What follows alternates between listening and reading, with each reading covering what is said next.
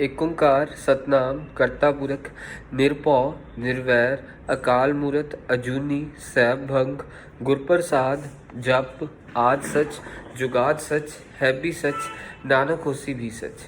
वाहिगुरु जी का खालसा वाहिगुरु जी की फतेह। In this video I will be covering basics of refraction. Refraction का मतलब क्या है? लाइट एक मीडियम से दूसरे मीडियम की तरफ जाती है तो वो अपना पाथ बदल लेती है। जैसे ये हमारा एयर है, हल्का मीडियम है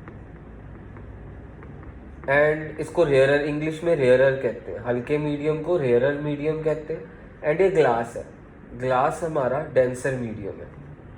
डेंसर मीन्स भारी मीडियम, मीन्स भारी मीडियम एयर से तो भारी है ना, तो इसीलिए हम इसको क्या कहेंगे, डेंसर मीडियम। अब लो सपोज लाइट एयर से ग्लास की तरफ जा रही है, मीन्स हल्का टू भारी, रेयरर टू डेंसर। जब लाइट रेयरर टू डेंसर जाएगी it will bend towards the normal. जब लाइट रेयरर टू डेंसर जाएगी it will bend towards the normal. और इसमें एंगल ऑफ इंसिडेंस होगा ये एंड एंगल ऑफ रिफ्रैक्शन होगा ये। एंगल ऑफ मीन्स इंसिडेंस क्या होता है, नॉर्मल और इंसिडेंट रे, ये रही इंसिडेंट रे, ये रही नॉर्मल एंड इंसिडेंट रे के बीच वाला angle is angle of incidence and refracted ray and normal के बीच वाला angle is angle of refraction. So हमारा ये रिफ्रैक्शन देखो, लाइट ने अपना पाथ बदला, लाइट ने अपना रास्ता बदला, उसे हम रिफ्रैक्शन कहते हैं।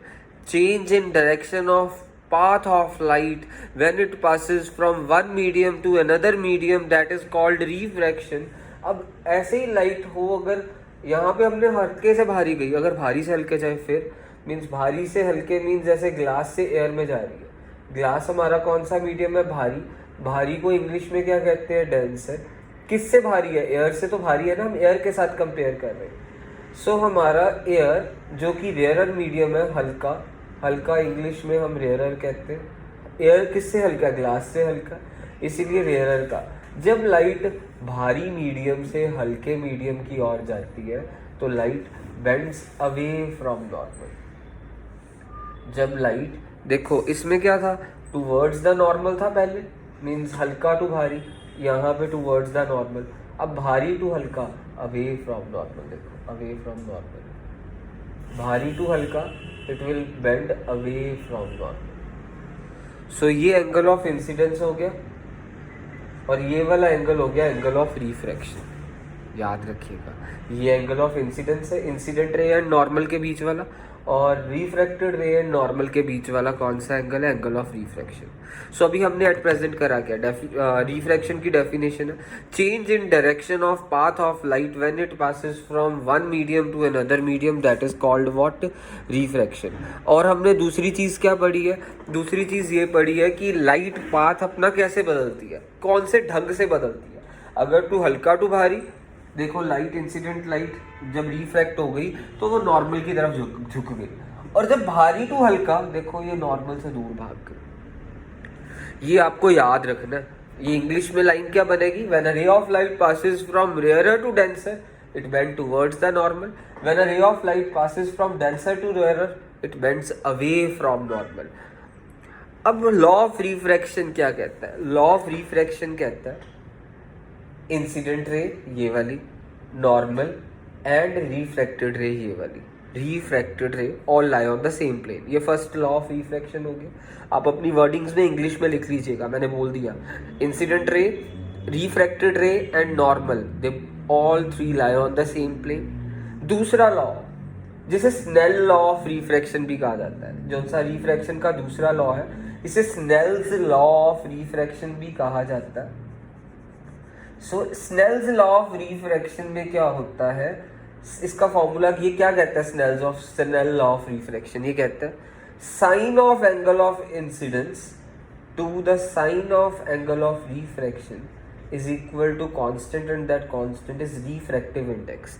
रिफ्रैक्टिव इंडेक्स कहते हैं इस कांस्टेंट को, रिफ्रैक्टिव इंडेक्स। सो ये रिफ्रैक्टिव इंडेक्स के बराबर होता है। सेकेंड लॉ क्या कहता है, sine of angle of incidence, ratio of sine of angle of incidence to the sine of angle of refraction is equal to constant and that constant is known as refractive index. पहला law, incident ray, refracted ray and normal they all lie on the same plane. दूसरा law क्या पढ़ा हमने, जिसे Snell law of refraction भी कहते हैं, sine of angle of incidence, ratio of sine of angle of incidence to the sine of angle of refraction is equal to constant and that constant is called refractive index. अब हमने इसी Snell law को detailing में करना है। सो हमारे पास light आ रही है जैसे ग्लास से एयर की तरफ, ग्लास से एयर की तरफ, इसको डिटेलिंग में करवा रहा हूँ। ग्लास से एयर मींस ये इंसिडेंट लाइट थी, कौन सा मीडियम है, denser to rarer, it will go away from normal, means away from normal होगी। देखो अगर रेयरर टू डेंसर होता टूवर्ड्स द नॉर्मल होनी थी, मींस यहाँ पे डेंसर टू रेयरर था, तो ये क्या हो गई, अवे फ्रॉम नॉर्मल। अब हमने इसको लिखना कैसे है, रिफ्रैक्टिव इंडेक्स को लिखना कैसे है। लाइट कौन, यहाँ पे रिफ्रैक्टिव इंडेक्स का सिंबल ये हो गया। लाइट आ कहाँ से रही है, ग्लास से जा रही है, ग्लास से किधर जा रही है, एयर में। तो हम इसको कैसे रीड करेंगे, refractive index of air with respect to glass. जिस मीडियम में लाइट जाती है ना उसका रिफ्रैक्टिव इंडेक्स होता है, मीन्स जा कहाँ रही है, एयर में, और कहाँ से आ रही है, ग्लास में। इसको रीड कैसे करेंगे, refractive index of air with respect to glass. ठीक है, इसका और फॉर्म, इसके फॉर्मूला क्या होंगे, मीन्स हमारे पास क्या, इसको कैसे रीड करना है, लाइट किधर जा रही है, एयर में, refractive index of air with respect to कहाँ से रही है, ग्लास। सो इसको ऐसे रीड करते हैं, refractive index of air with respect to glass. इसका पहला formula sine i upon sine r. Angle of incidence क्या होगा, नॉर्मल एंड इंसिडेंट रे के बीच वाला एंगल। एंगल ऑफ रिफ्रैक्शन क्या होगा, रिफ्रैक्टेड रे एंड नॉर्मल के बीच वाला angle, that is angle of refraction. और हमारे पास इसका फॉर्मूला क्या होगा, इसका फॉर्मूला दूसरा, ये पहला फॉर्मूला हो गया, लाइट कहाँ से आ रही है, लाइट आ रही है ग्लास से, तो हम इसका दूसरा फॉर्मूला होगा speed of light in glass upon speed of light in air. दूसरा फॉर्मूला मैं इसको ऐसे लिखूंगा, velocity of light in glass means जहाँ से आ रही है उसकी velocity of light in glass upon velocity of light in air.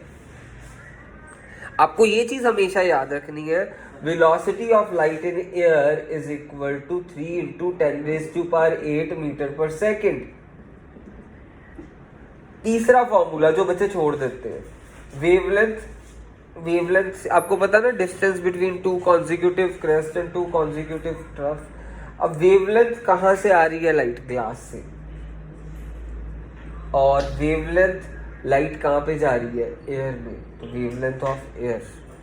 ये फॉर्मूला बनते हैं, मैंने तुम्हारे से नेक्स्ट क्लास में जब सुनने हैं ये formulas, means refractive index of air with respect to glass, इसको ऐसे रीड करेंगे। इसका असली मतलब क्या है, इसका मतलब है कि लाइट कहाँ से आ रही है, ग्लास से एयर की तरफ आ रही है।